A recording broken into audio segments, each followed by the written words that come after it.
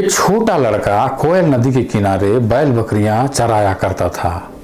एक दिन पहली बार उन्होंने देखा कि अंग्रेजी फौज उनके गांव की तरफ चले आ रहे हैं। उन्होंने बैल बकरियों को नदी के किनारे चरते हुए छोड़कर अंग्रेजों के पीछे पीछे चलने लगे। फिर उन्होंने क्या देखा कि अंग्रेज लोग खड़ी फसल को काटकर ले गए, खलिहानों में पड़ी हुई धान को भी उठाकर ले गए। उसके बाद वे लोग चलते बने। उसके बाद यह लड़का अंग्रेजों को बार बार आते हुए देखा और हर बार जब भी वे लोग गांव में आते तो अनाज को उठाकर ले जाते थे। और यह लड़का बैल बकरियां चराकर जब घर लौटता तो उन्हें कई बार खाने को भी नसीब नहीं होता था। यही हाल पूरे गांव के लोगों को होता था। लोग भूखे पेट सो जाते थे। वह हर रोज नदी के किनारे बैल बकरियां चराने जाया करता था और घंटों एक पत्थर पर बैठकर सोचने लगता कि आखिर अंग्रेज लोग ऐसा हमारे आदिवासियों के साथ क्यों करते हैं। और उन्होंने मन में ठान लिया था कि एक बार जब वह बड़ा होगा तो अंग्रेजों को जरूर सबक सिखाएगा।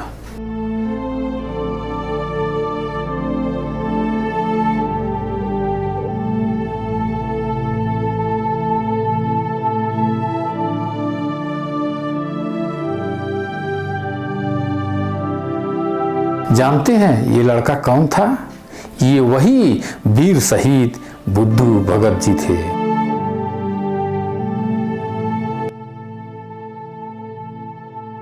तो आइए आज मैं आप लोगों को बताता हूं वीर शहीद बुद्धू भगत के बारे में। बुद्धू भगत का जन्म 17 फरवरी 1792 को रांची जिला के चान्हो प्रखंड के सिलागाई गांव में हुआ था। उनके माता पिता उरांव आदिवासी थे और खेती बाड़ी करते थे।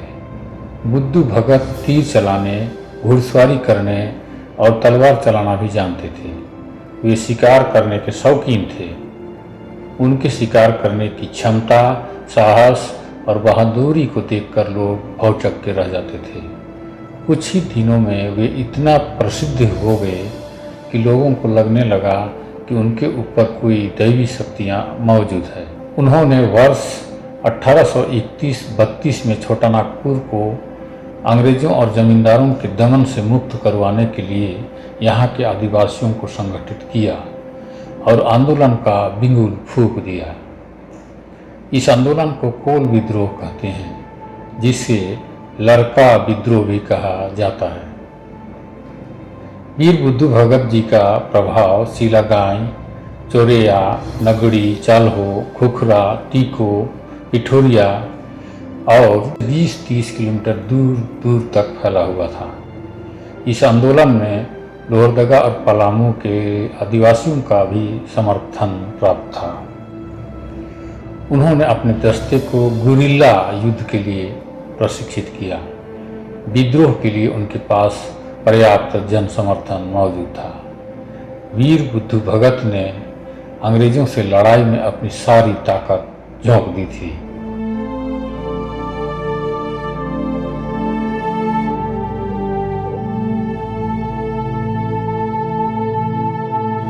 घने जंगलों और दुर्गम पहाड़ियों का फायदा उठाकर वे कई बार अंग्रेजी सेना को परास्त किया। विद्रोह को देखकर अंग्रेज सरकार और जमींदार कांप उठे।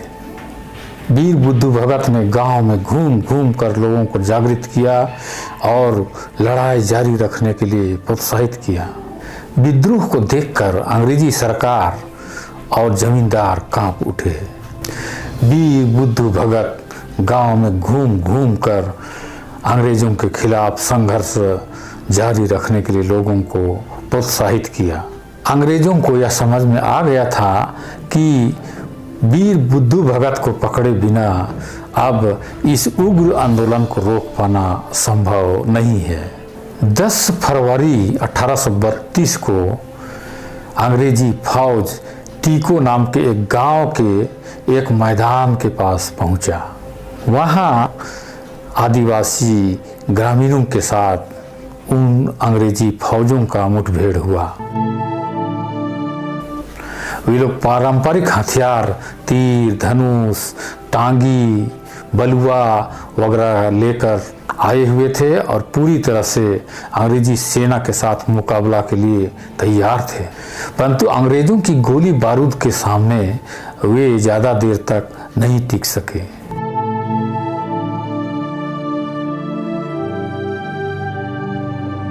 वीर बुद्धू भगत के दोनों लड़के और सैकड़ों आदिवासी मारे गए। चीख चित्कार से आसमान गूंज उठा।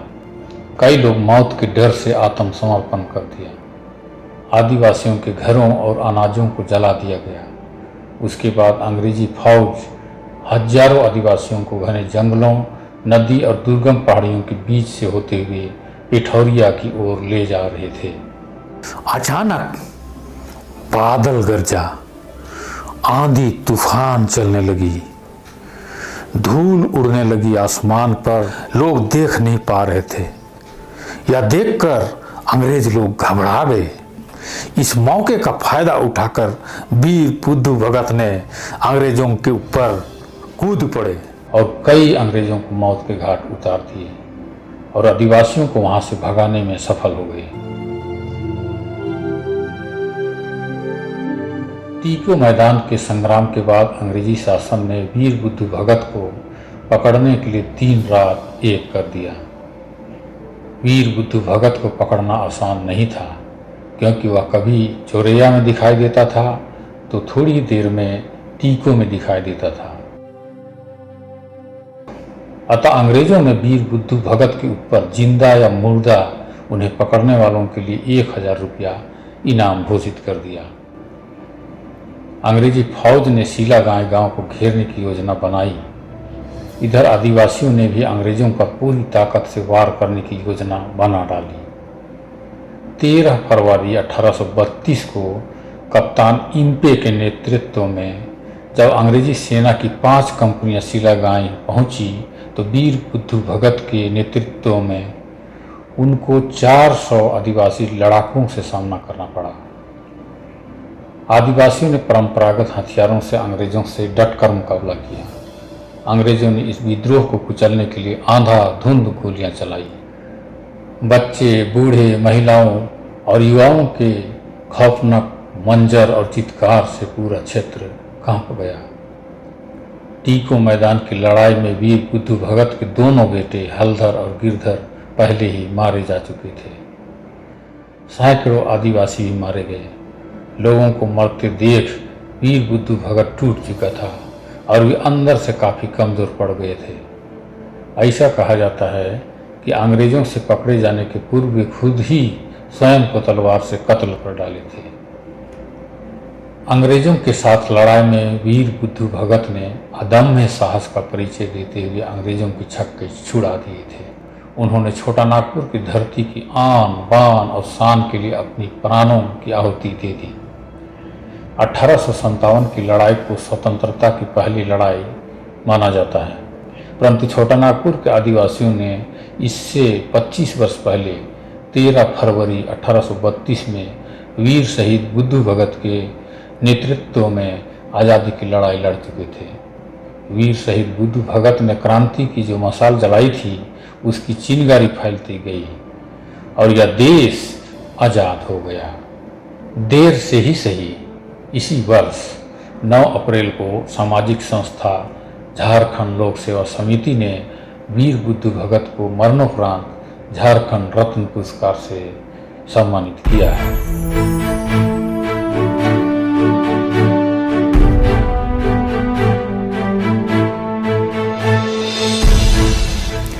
दोस्तों, वीर शहीद बुद्धू भगत का यह गौरवपूर्ण इतिहास आप लोगों को कैसे लगा कमेंट करके बताइएगा, और अगर वीडियो अच्छा लगा तो लाइक भी कीजिएगा।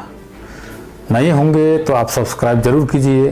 पुराने हैं तो अपने दोस्तों, रिश्तेदारों, सगे संबंधियों को, बच्चों को ज़रूर बताइए, ताकि इस तरह का कार्यक्रम जब भी मैं लाऊं तो उसका फ़ायदा वे लोग भी ले सकें। फिर मिलेंगे एक नए वीडियो के साथ। तब तक के लिए जोहार, ओ लगी।